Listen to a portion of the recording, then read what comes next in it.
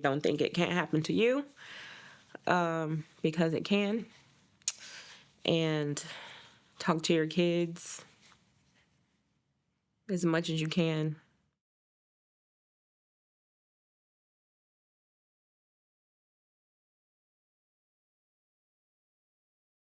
Everything he tried to do, he excelled at it. He was an amazing skateboarder. He was known around town for his talent in that area. He was very good at basketball. He loved to learn about history. He would always tell me things that I didn't even know about. He loved to watch documentaries. He was a very good friend, and just known for doing things for people. I mean, I've seen him. One time we were leaving the drive-through at McDonald's getting food, and there was a homeless guy on the street, like right after we went through the drive-through, and he handed him his bag of food. Just a kind person. He was always trying to learn something new and was always happy to share it with anybody that he could. So Oh, that's cool. his grades were good in the subjects that he liked, which I guess is a lot of kids, but he would get in trouble at school. He's been suspended a few times. He had to go to an alternative school. It was just a constant battle with him. When my mother passed away, him and her, they were very, very close. And that's when I kind of started to notice a change in his behavior. His mood would change. It seemed like he had a lot of anger. But it almost came across as if he was trying to mask it, his emotions, and they would come out in a different way because I don't think he knew how to deal with whatever he was feeling. And then also, he didn't really have a close relationship with his dad because his dad developed schizophrenia out of kind of the blue, and that bothered him a lot too. He always kind of had that behavioral issue that was always there, and we were in and out of counseling for years, switching different counselors because he had. I would get different answers from different counselors, telling me, he has bipolar. Then there was another person that told me nothing's wrong with him. He's just basically a bad kid, is what they basically told me. And then he wouldn't talk to them, about things that were bothering him. So it was kind of like we didn't really get far with that. I only noticed maybe he was 14-ish or so. I saw like they call them triple C's, or that's what they used to be called, but they're over-the-counter like decongestants that kids were getting high off of. And I found those in his bag a couple of times.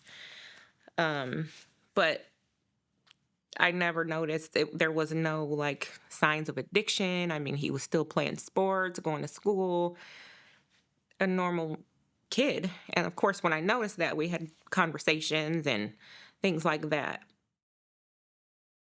I just thought that there was some sort of mental issue. And that's why I fought so hard to try to get him help. I never saw any other indication that there were any drugs involved besides the time that I found those pills in his bag. I got a phone call on May 8th from him, saying out of nowhere, it was just the craziest situation. Mom, he called me, basically told me that his ears were ringing, his nose was bleeding, he was sweating, his heart was racing. And I'm like, well, what's wrong? What happened? Like, and he asked me, could I be ODing? And I said, what? What do you mean ODing? What happened? What did you do? What did you take? And this was right at the beginning of COVID, and the whole fentanyl thing had just kind of started to become an issue. I had only heard about it maybe once or twice before. So this was when it first started being a thing. So he told me he took a Percocet, and I just started yelling at him, and I feel bad for it. But I'm sitting here like, Elijah, don't you know that those are fake? There's fentanyl in those. Those are not real Percocets. So I asked him, if he felt okay I told him, you need to go to the hospital, or do you feel like you can drive, or I'm going to call 911? And he said, no, I can drive. I'm going to drive. I'm going to go now. I said, okay, well, I'm going to stay on the phone with you while you drive, and I'm going to get in my car, and I'm going to come down there to the hospital. And he said, okay. And we basically just, he was on his phone in the car driving to the hospital, and I was on my phone in my car driving to meet him there. He lived in Buckeye at the time, and I lived in Mesa. So he got to the hospital before me, and called me from the exam room. And the nurse was like getting his vitals and everything. And he said that, don't come down here. They're not gonna let you in because of COVID. And I said, I don't care. I'm still coming down there. And he's like, Mom, they're not gonna let you in. Why are you coming down here? And I heard the nurse in the background say, yeah, unfortunately, we can't let you in because of COVID. And I didn't care. I didn't care if they were going to let me in or not. I still wanted to be there. And so I got there, and they stopped me at the door, and the nurse, told me that they're not going to let me in. And I said, well, I don't know if he told you guys, but he did tell me that he took a Percocet. So I just wanted you to know so that you know how to treat him. And she said, well, yeah, I kind of figured that was the case, but he didn't tell them that. And then he called me again. He's like, Mom, just go home. Just go home. They're not going to let you in. There's no reason for you to just stay here and sit outside and wait. And I regret it to this day because I ended up going home, and I told him, had a conversation. I asked him, do you have a problem with drugs? Is there an issue? What's going on? He said, no. He said, I'm just doing it for fun, but I'm never going to do it again. I swear to God, I'm never going to do this again. I could have died. And I said, okay. We had plans for Sunday, which was Mother's Day. And I told him, I said, okay, well, we're going to talk about this more. I took his word for it because we had a very open relationship, and we always talked about everything. So I felt confident with him telling me that he was fine, he didn't have a problem, that he was just experimenting, and that in my mind, I'm thinking, okay, well, this probably was enough to teach him a lesson that he won't do it anymore, but I'm still going to talk to him about it. And I called him again when I got home. He was still there. And it was so funny because he was talking to me, and the doctor finally had come in the room. And I said, put the phone on speakerphone so I can hear what he's saying to you. And my son said, Mom, I'm not going to do that. I'm a grown man. That's just how he was, So I respected that. I was like, okay, fine. Finally, he got home that night, and we had a quick conversation, and that was that. And then the next morning, I woke up, sent him a text message that said, basically, I'm so glad, I'm happy you're okay. I love you, and just that. And didn't think anything of it. I went back to sleep, woke up again, probably like an hour or so later, and had a text message from him that said, "I love you too, Mom," and a bunch of hearts behind it. And I tried to call him, and no answer on his phone. So I had assumed he had just went back to sleep, or I didn't know if he had to work that day, because he worked at a welding company where they made the metal plates to cover the sewers, and he was doing a lot of overtime. So I didn't know if he was at work, but I had this crazy, crazy feeling that something was wrong. And I called again, called a couple of times, no answer. So I called his name is Dwayne. I call him my brother because we have a very close relationship, and we call each other brother and sister, and he was very involved in my son's life. So I called him, and I had asked if he had talked to my son, and he said no. He said he's probably just embarrassed to talk about what happened. I said, yeah, you're probably right, and kind of left it at that. And I still had this terrible feeling all day. It was just, I can't even explain it. It was just a bad feeling. And I called all day, no answer. But then I had something telling me not to go over there at the same time. It was just weird, because if I heard somebody else tell me that, I probably would have said, well, why didn't you just go over there, and check on him? But I don't know if it was because I knew what I would see, or I don't even know. It was just the weirdest feeling ever. And then I woke up Mother's Day morning to knocks on my door to my brother and his wife. And I just kind of knew something was wrong. So I opened the door, and Dwayne was like, we got to come in. And they came in, and I remember he grabbed me like by my arms here and told me, Elijah's gone. And I just fell to the ground and lost it, because I basically went into shock. I couldn't process anything. I couldn't feel anything. It was the weirdest. You're basically just stuck. And he found out before I did, because his daughter's friend, she and my son were roommates. So she had gone home and found him in his bed, and called 911, of course, and then she called him.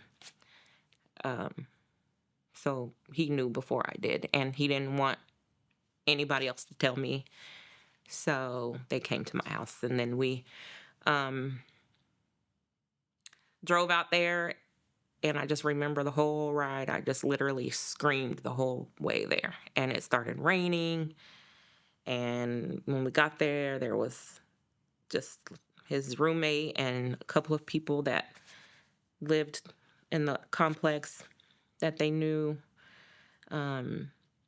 My sisters and a real good friend of mine. Everybody showed up. Everybody was there. The detective and the police were there.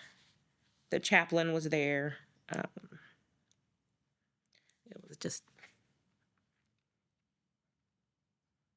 And they said that they wouldn't let us hug each other or touch each other because they thought it was a COVID situation. And I told them it's not a COVID situation. So basically we still hugged each other. Like, you can't tell someone not to hug me. Yeah. And then they wouldn't let me see him because I asked them when they brought him out of the house. But they wouldn't let me because I didn't know at the time, but they The medical examiner called me the following morning just to let me know the reason why they wouldn't let me see him was because he had blue powder on his face. So, um, so that was my Mother's Day of 2020.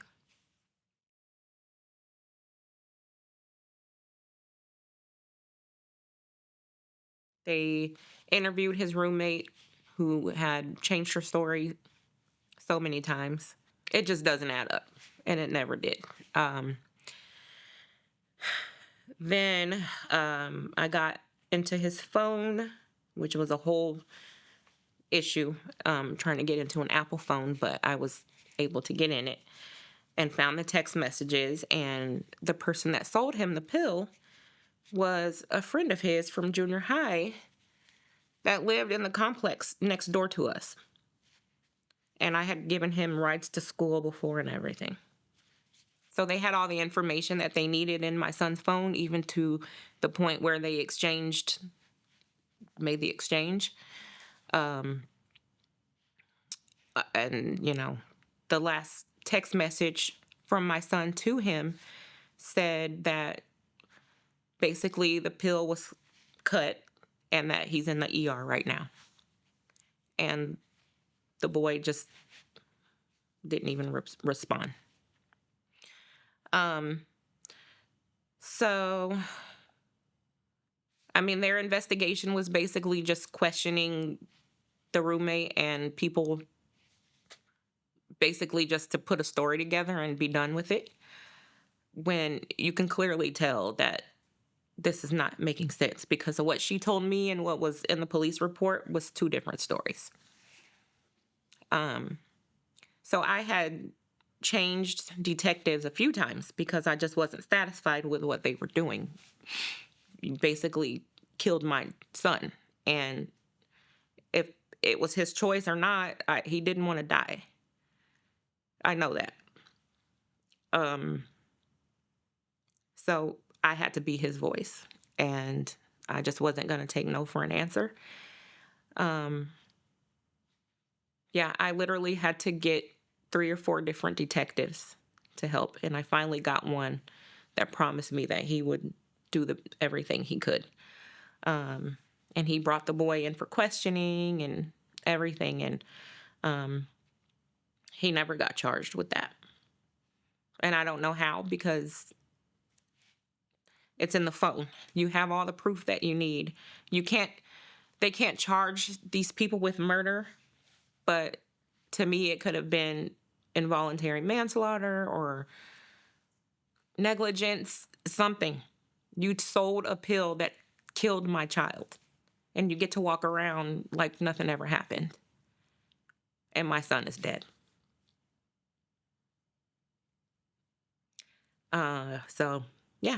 They ended up doing nothing at the end of the day. The detectives that I talked to, some of them just, they don't care. And then some of them do. There's just no laws in place for them to charge these people with anything. So they really have their hands tied, and they want to help, but they have to have a case that the prosecutor will accept. And they presented my son's case to the prosecutor, and they declined to charge him. It's not likely to prosecute. It happened almost 5 years ago. I was fighting with the courts and the police and all of that for about 2 years. And still nothing. And sometimes even if you're a pain in the ass, that won't get you anywhere, because I was definitely a pain in the ass. And because I basically told myself, I'm going to make them do something. And every day I was calling, driving down there, all kinds of stuff. I even called the prosecutor. The crazy part is, even calling the prosecutor's office, they didn't even know. My son was not listed in their system as a victim of anything. The only way they could find my son was by searching the boy that sold him the pill. And it wasn't under like murder or anything like that. He was only listed as part of his case. It didn't say anything about him, no charge. You know, it definitely says in there that he sold a pill and killed someone, but there's no charge for it, which never made sense. They don't have any answers. I'm definitely a different person, that's for sure.